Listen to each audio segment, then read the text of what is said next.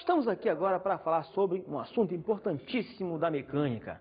É a base de toda a mecânica, a base de um grande ponto dessa grande mecânica que é a dinâmica. Vamos falar hoje sobre leis de Newton. Antes de falar sobre leis de Newton, é importante perceber o seguinte: toda essa parte da mecânica está diretamente ligada à interação entre corpos, algo que se chama força. Você pode estar perguntando, mas força é o quê? Se eu te fizesse essa pergunta, ou qualquer pessoa fizesse essa pergunta, dificilmente se teria uma resposta convincente. Mesmo que fosse o próprio Newton, ou até Einstein, qualquer um desses. Sabe por quê? Porque não existe uma definição formal do que seria a força. Agora, o que se pode falar com certeza é que você não vai definir a força, mas vai caracterizá-la. Isso mesmo, caracterizar a força a partir do quê? A partir de seus efeitos. É comum mencionar que a força é uma interação entre corpos que resulta em uma ou outra coisa, ou até nas duas simultaneamente, que são ou o corpo é deformado, ou então ele muda o seu estado de movimentação. Como movimentação? Mais ou menos assim, se o corpo está inicialmente parado e você aplica uma força sobre ele, ele vai passar a se movimentar. Se ele estiver em movimento e você aplicar uma força para ele, vai alterar esse movimento, vai acelerar, vai retardar, ou alguma coisa nesse sentido. Para entender um pouco mais sobre as leis de Newton, vamos ver um breve comentário sobre esse grande cientista. Em 1642, alguns meses após a morte de Galileu Galilei, nascia Isaac Newton. Aos 23 anos de idade, Newton havia desenvolvido as suas famosas leis do movimento, acabando de vez com as ideias de Aristóteles que dominaram as grandes mentes durante cerca de 2000 anos. A primeira lei estabelece o conceito de inércia, proposto anteriormente por Galileu. A segunda lei relaciona a aceleração com sua causa, a força. A terceira lei é a lei da ação e reação. As três leis foram objeto de estudo num dos mais importantes livros de Newton. Após esse breve comentário, em que você passou a entender um pouquinho mais sobre o que são essas leis, vamos especificar cada uma delas. Vamos falar sobre cada uma delas. E o que é o mais importante, vamos poder ver como é que elas são aplicadas no dia a dia. Vamos falar sobre a primeira lei de Newton. Esse é o assunto agora. A primeira lei de Newton, que tem um outro nome. É comum você olhar no rodapé do papel, escrito assim, lei da inércia. É a primeira lei de Newton também. Agora, do que se trata essa primeira lei de Newton? Para você entender um pouco mais sobre esse conceito, é importante perceber o seguinte. Já por volta do século XVII, até então por ali, imaginava-se que todos os corpos, para se manterem em movimento, era preciso que tivesse uma força atuando sobre eles. É isso. Era preciso haver alguém de suporte para esse movimento, alguém que mantivesse tal movimento. Ou ainda, se o corpo estivesse parado, ele naturalmente ficaria parado. Costumava-se dizer então que o estado natural de qualquer corpo era o quê? Era o repouso. Então, os cientistas imaginavam, ou diziam, acreditavam, que todo e qualquer corpo naturalmente tenderia a ficar em repouso. Inclusive Galileu achou isso estranho. Ele fez algumas experiências bem simples. Uma delas a gente pode até descrever, que é mais ou menos o seguinte. Você imagina uma superfície horizontal. Coloca-se um corpo sobre essa superfície. Então você vai levantar essa superfície, de modo a fazer o corpo entrar em movimento. Você levantou a superfície e o corpo deslocou. E andou um pedacinho. O que ele fez? Ele foi lá e poliu a superfície, alisou a superfície, tornou essa superfície mais lisa, menos áspera, com menos dificuldade para o movimento. Ele fez a mesma situação, levantou a superfície, largou o corpo da mesma posição e observou ele movimentar. Dessa vez ele andou um pouco mais. Mais uma vez que ele fez, poliu mais ainda, botou até um pouco de talco para ficar completamente liso. O que ele fez? Botou o corpo novamente, levantou até a mesma posição e abandonou. O que ele percebeu agora? Que o corpo andou a uma distância bem maior.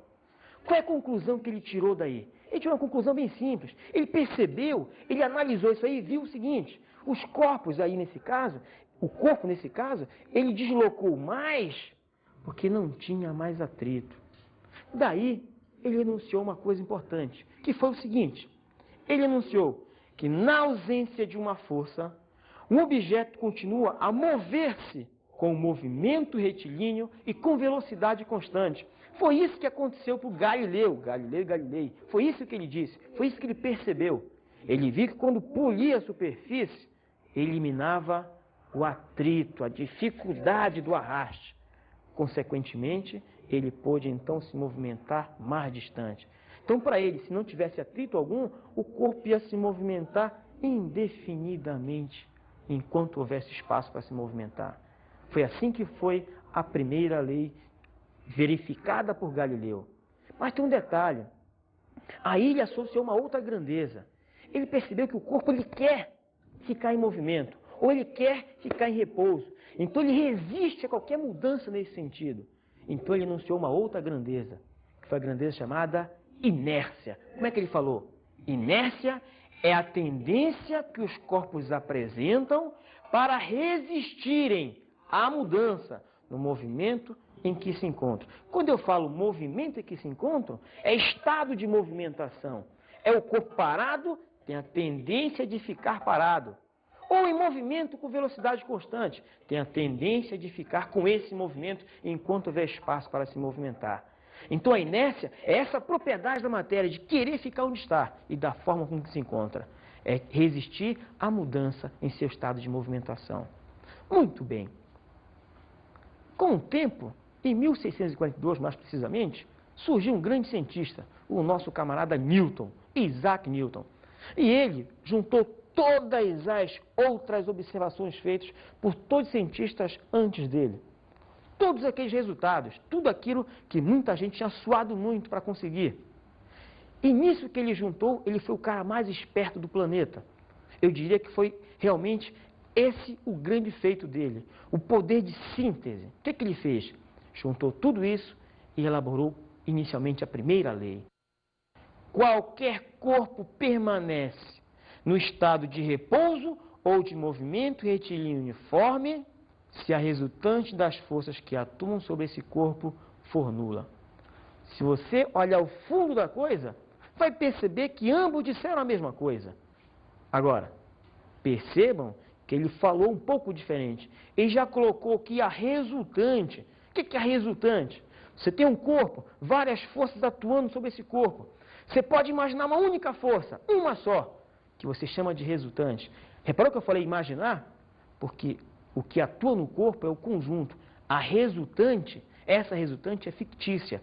Você imagina, é uma hipótese sua, de que existe uma única força que vai suprir todas as necessidades do sistema. Isto é, vai realmente fazer tudo o que o sistema está fazendo. Todas as características dele. Então, se essa resultante for nula, você já sabe que o corpo tende a ficar ou em repouso, se estiver parado inicialmente, ou com movimento com velocidade constante. Essa é a primeira lei de Newton, enunciada por ele próprio, Isaac Newton. Olha só, as leis de Newton estão tão no dia a dia das pessoas que até no uso corriqueiro do cinto de segurança tem uma aplicação. Vamos ver uma enquete para ver o que as pessoas acham disso.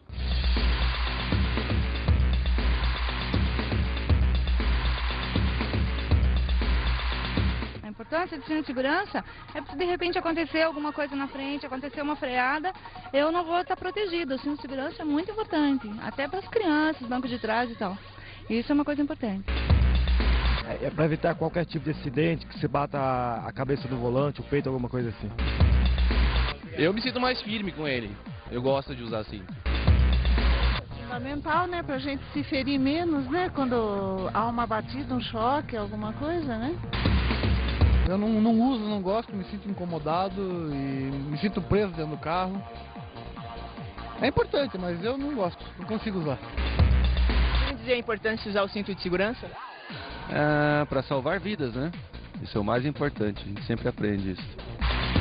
Sabe responder a importância de você usar o cinto de segurança? Pô, no acidente eu não vou me colidir contra o meu painel. Deixa eu colocar até para não acontecer isso. Valeu. Muito bem. Você já viu que as pessoas têm pelo menos uma vaga noção da importância do cinto de segurança.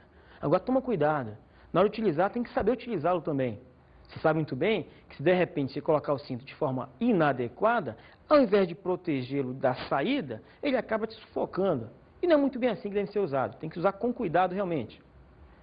Agora, o que interessa para a gente não é em si a importância nesse momento, mas é qual o motivo de se usar. Qual a explicação física para se utilizar esse cinto de segurança?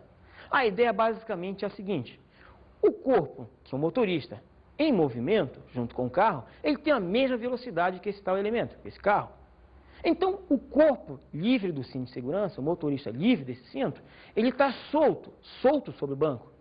Qualquer parada brusca, por inércia, o motorista tende a se deslocar, ou melhor, continuar seu movimento.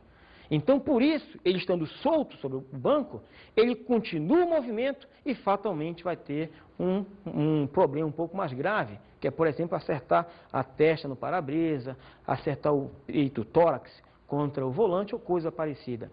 Então, a importância é grande. A explicação é justamente para evitar os efeitos maléficos dessa inércia, a inércia de querer continuar o movimento que havia antes. Vamos falar, então, da segunda lei de Newton, desse grande cientista que foi Isaac Newton. Agora, preste atenção. Falando da primeira lei, nós dissemos que um corpo tende a ficar em repouso se estiver em repouso, ou em movimento retilíneo uniforme, a não ser que haja uma força sobre ele. Isso é a primeira lei. Ela trata basicamente na situação em que não há força, ou a resultante dessas forças que existem é igual a zero. Do que se trata, então, a segunda lei de Newton? Ela explica o que acontece com o corpo quando a resultante das forças é diferente de zero. Isto é, você tem um conjunto de força aplicado ao corpo. Agora você pode tirar esse conjunto e imaginar uma única força, que é a resultante. Nota, imaginar. Não existe materialmente falando. Você apenas cria mentalmente uma grandeza que você chama de resultante. Para não ter que trabalhar com 2, 3, 4, N forças. Trabalhar só com uma é mais fácil. Por ser mais fácil, você cria essa resultante. Agora, vamos ver como é que é a prática disso. Imaginemos que você tem um corpo, e nesse corpo atua uma força.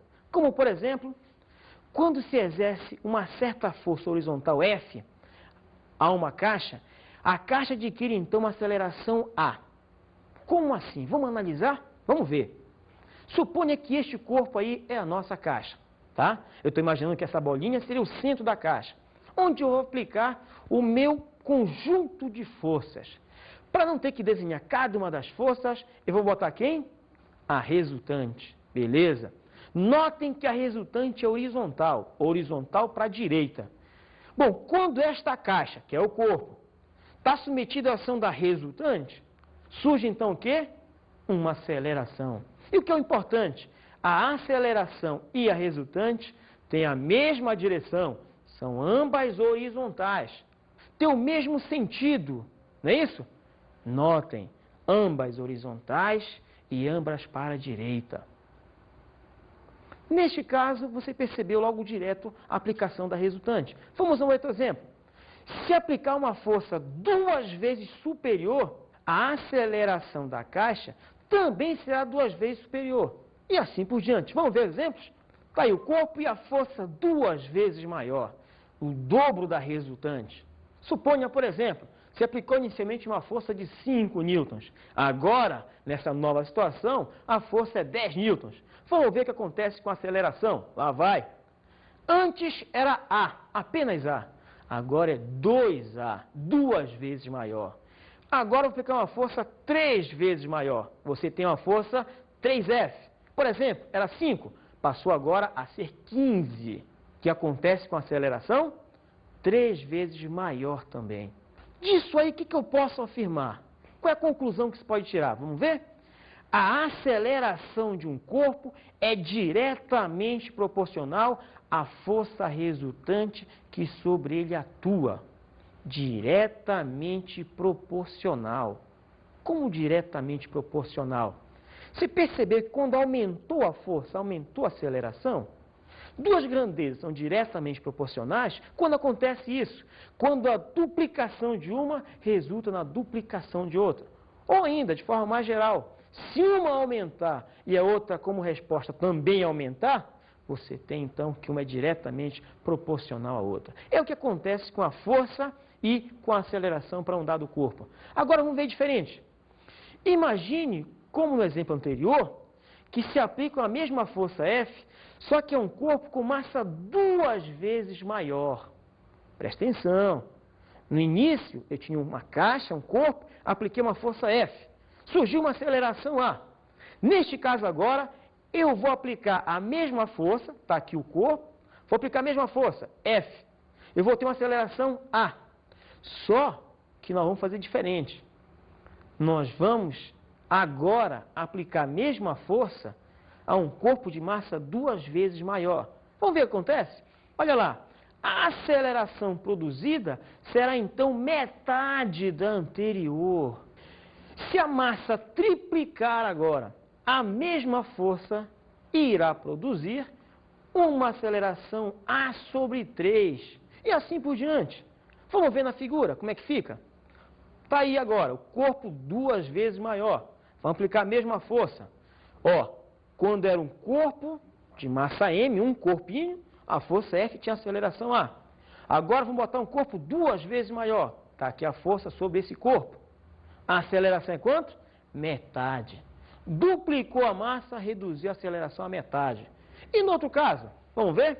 Corpo agora 3 vezes maior.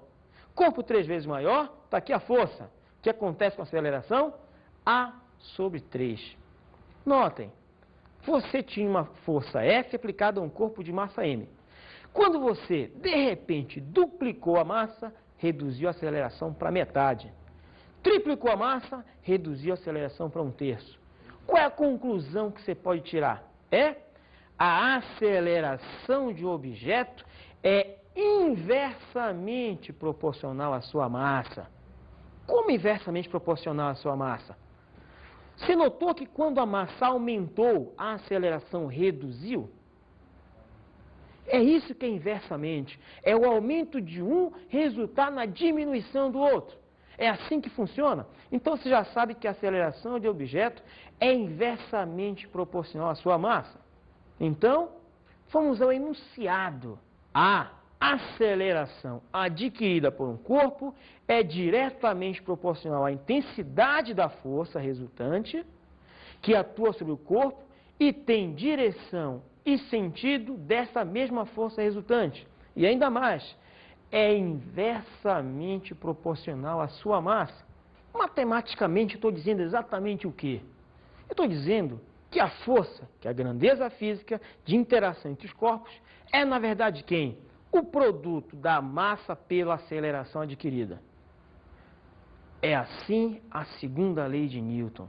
Força resultante é o produto da massa pela aceleração. É assim que você vai ler, é assim que você vai resolver todos os problemas acerca de segunda lei. Terceira lei de Newton. Agora, a terceira lei está associada ao quê? Está associado à mútua interação entre dois corpos. A força que um corpo exerce sobre o outro. Vamos ver? A terceira lei de Newton, ou lei da ação e reação, quando dois corpos interagem. O que é interagir? É um agir no outro. Interagir, agir entre eles. Interage. Quer a interação entre eles se dê à distância ou a interação seja de contato, em qualquer dos casos, as forças que traduzem essas interações sempre aparecem aos pares. Elas sempre comparecem aos pares. Isso é a terceira lei de Newton. Essa terceira lei de Newton, então, mostra o quê? Que se de repente você tiver um corpo empurrando o outro com uma força qualquer, que foi mencionado, de contato ou de campo, a gente vai falar já já. Se um corpo exerce uma força sobre o outro, então este outro vai reagir. Reagir aplicando uma força sobre o primeiro. Agora, elas aparecem sempre aos pares, tá? Detalhe, essas forças de cada par, indiferentemente denominadas, uma é a ação e a outra é a reação. Elas agem simultaneamente, uma em cada ponto, e têm a mesma direção. Intensidade também são iguais e seus sentidos são opostos. Como é que eu vou escrever essa relação entre as forças? Eu já disse que elas têm a mesma intensidade, já disse que elas têm a mesma direção. O que está mudando? O sentido. Nós já falamos anteriormente. Para você mudar o sentido de uma grandeza física, você faz o quê? Você acrescenta um sinal de menos, para indicar que uma contrária é outra. É assim que foi feito. Observem. A força que o A exerce, por exemplo, é igual ao negativo da força que o B está exercendo. Esse FA é a força exercida pelo corpo A. Esse FB, força exercida pelo corpo B. Eu estou dizendo que elas são iguais, mas de sinal contrário. É assim que funciona. Vamos ver a figura. Corpo A, corpo B. FA, força exercida pelo corpo A. FB, força exercida pelo corpo B. Notem, tamanhos exatamente iguais. Direção é a mesma, estão alinhadas. O que é que mudou? O sentido. Agora, uma coisa importante, e às vezes o aluno acaba errando sobre esse ponto, às vezes acaba se confundindo. Notem, uma é ação, a outra é reação. Indistintamente você pode dizer, se aquela de lá for ação, a outra vai ser reação. Mas o que é importante? São aplicadas em corpos diferentes. Isso mesmo, não basta ter a mesma intensidade, a mesma direção e terem sentidos contrários. É preciso que uma força haja no corpo A e a outra haja no corpo B. Elas têm que agir em corpos diferentes. Vamos ver outro exemplo? Lá vai. Nesse caso agora você tem o corpo A e o corpo B, como se fosse, por exemplo, uma vara, uma régua, alguém segurando a régua empurrando o corpo. Nesse caso, o que é que está acontecendo? Lá vai, ó. Essa força FA, tá? Vamos imaginar, por exemplo, que ao invés de uma vara, você tem uma corda, né? Na verdade, o nosso amigo ali está puxando o corpo com a corda. Neste caso, olha a força que o A, que é a corda, exerce no B. É uma força de atração, está puxando para si. Olha a reação, força de B lá no corpo A. Notaram que também aqui elas têm a mesma direção, têm a mesma intensidade, só mudou que os sentidos são contrários? Percebeu isso aí? Esse é um pré-requisito importante. Agora, notem também que apareceu força de ação à distância e força de contato. Por que isso? Porque é o seguinte, já se estudou muito sobre forças. Já se sabe basicamente que existem 4 grandes forças na natureza: gravitacional, eletromagnética, força forte e força fraca. Não interessa muito para a gente agora especificar cada uma delas. Vamos só fazer um breve comentário. No caso da força gravitacional, é a força que é exercida por um corpo sobre o outro devido ao fato de ter massa. Só pelo fato de ter massa. Tendo massa, tem ação gravitacional. Tem uma força atrativa entre eles. Sempre atrativa. É essa força, por exemplo, que faz com que o universo tenha a formação que tem. Faz com que uma estrela atraia outra. Faz com que a Terra atraia a Lua e mantenha a sua órbita. Faz com que o Sol atraia a Terra e tenha a sua órbita. Outra força é a força eletromagnética, que é a segunda força. Essa é bem mais intensa que a força gravitacional. Que notem, a gravitacional é a menor das forças. A eletromagnética é uma força de intensidade média.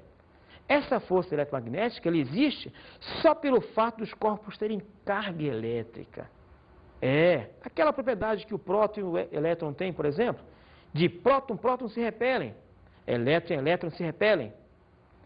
Só que próton e elétron, eles acabam se atraindo. Essa propriedade, essa carga elétrica, é que dá origem, então, à força eletromagnética, que é o segundo tipo de força. Quem seria, então, o terceiro tipo? Esse terceiro tipo é interessante. Você sabe muito bem que todo e qualquer átomo é formado por partículas. E tem o núcleo atômico, a parte central, a parte menor do átomo. O que mantém esse núcleo fixo, esse núcleo estável, é uma força chamada força nuclear forte, ou força forte, que é o terceiro tipo de força. Quarto tipo, que é o último tipo, é a força de interação fraca, ou simplesmente força fraca. Que força fraca é essa? É a força que faz com que, por exemplo, um átomo se desintegre. Já viram falar do átomo se desintegrando? Urânio, por exemplo, ele vai se decompondo. Essa força é a força fraca, ela que faz isso. Só que tem outra coisa interessante. É essa força que dá origem, sabe a quê também? Ao brilho das estrelas. O brilho do Sol, por exemplo, é decorrente da força fraca.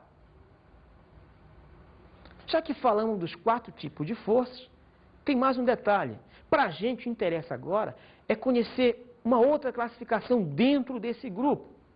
Sabe o que é? São as forças de ação à distância, ou forças de campo, e as forças de contato. Vamos ver? Força de campo e de contato. Força de campo. O que é uma força de campo? Forças como o peso, a força elétrica, que atuam nos corpos, ainda que entre eles não exista nenhum vínculo. Quer ver um negócio? Você pega uma maçã, ela cai para a terra. Mas por que está caindo? Porque a terra está puxando para si. Com peso. A força aplicada sobre a maçã é o peso dela. Força que a terra exerce sobre a maçã. Mas notem, não há contato. A maçã não está encostando na terra. Não está em contato com a terra. Mas ainda assim tem peso. Beleza? Essa é uma força de campo. O que seria uma força de contato, por exemplo?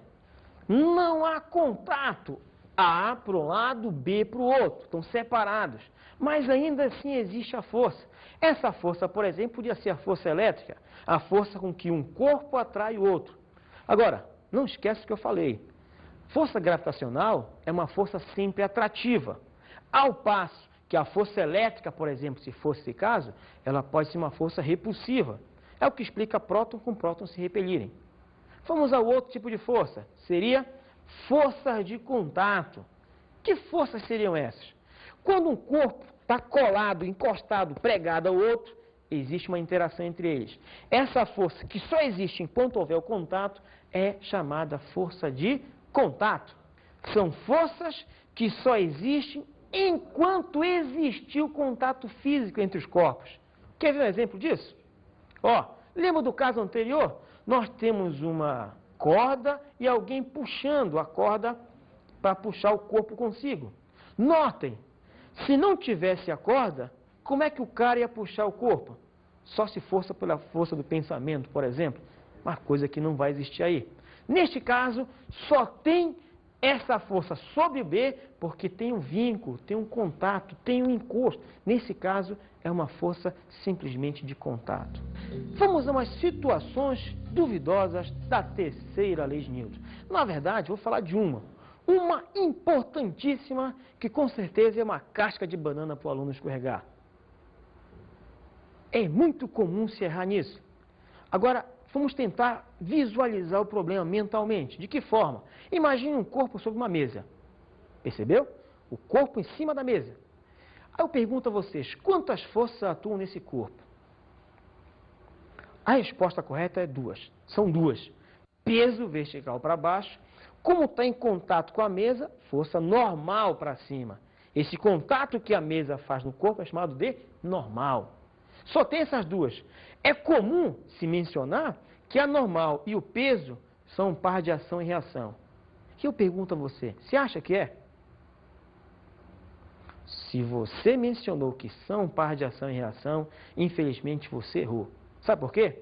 Primeira coisa importante, peso e normal estão aplicados ao mesmo corpo. Já não pode ser ação e reação. Segundo, para você saber quem é reação de quem, tem que saber quem é a ação. Quem que exerce a força peso no corpo? Não é a Terra? Então a reação está na Terra. Quem que exerce a força normal sobre o corpo?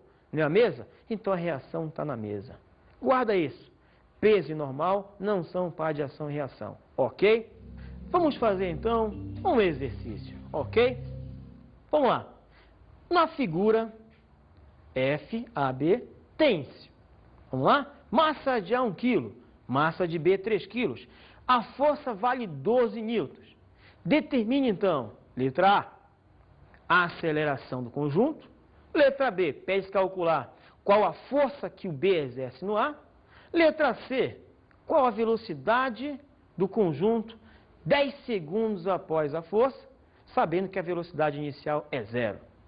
Vamos à solução. Pela segunda lei de Newton, nós temos F, é a força resultante, é igual massa vezes aceleração. Você percebeu que apareceu massa de A mais massa de B? Por que isso? Porque o conjunto são dois corpos, cuja massa, então, é a soma das massas. Substituindo, o que é que você vai ter? A força é 12. Cada massa foi dada. Massa de A é 1, massa de B vale 3. E a aceleração a gente quer saber. Resolvendo, 12 é igual a 4 vezes A. Fazendo a divisão, encontramos que a aceleração vale 3 metros por segundo ao quadrado. O item A está feito. Vamos ao item B.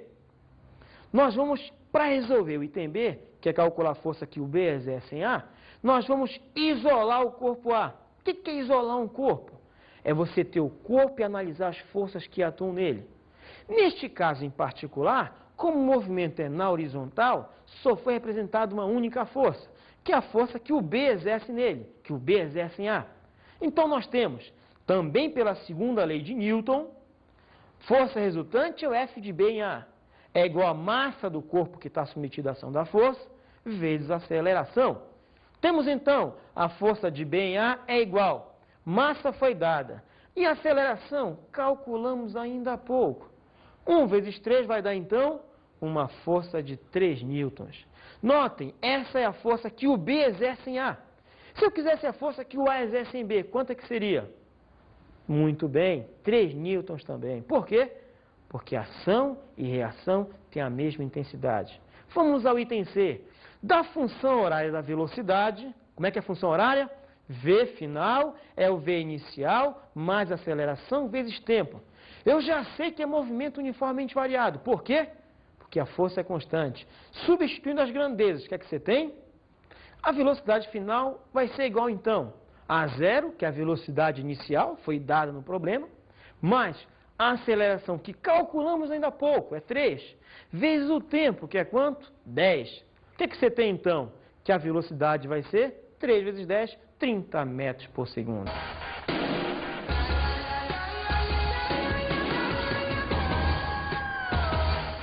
E a nossa dica de hoje é o quê? É o seguinte, notem, você tem 3 leis. Cada uma delas tem a sua importância. Então estude cada uma delas com a sua devida importância. Este assunto, não esquece, é a base, é o núcleo de toda a dinâmica, que é uma parte fundamental da mecânica. Bom, por hoje é só. Nos encontramos novamente em outra ocasião. Falou?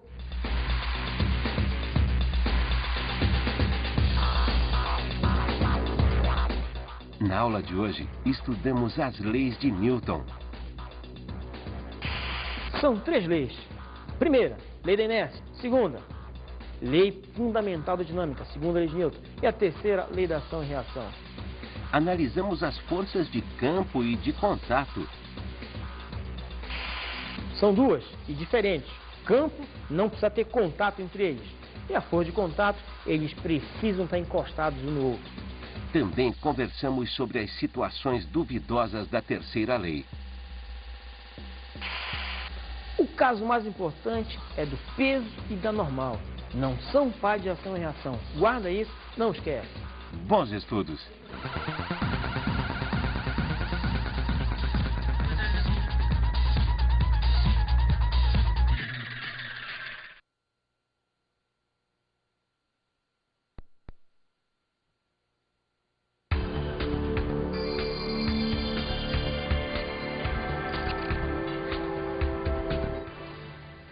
Segunda lei de Newton, terceira lei de Newton, primeira lei de Newton. Nessa sequência você tem que analisar. Essas leis, elas têm muito do dia a dia. Então você, caro camarada, procure colocar o menino, o aluno, exatamente no cotidiano com a aplicação dessas leis. É aí que ele vai passar a entender, por exemplo, a importância de uma coisa bem fútil, que é o cinto de segurança. É importante, é para a segurança e é um negócio do dia a dia, ok?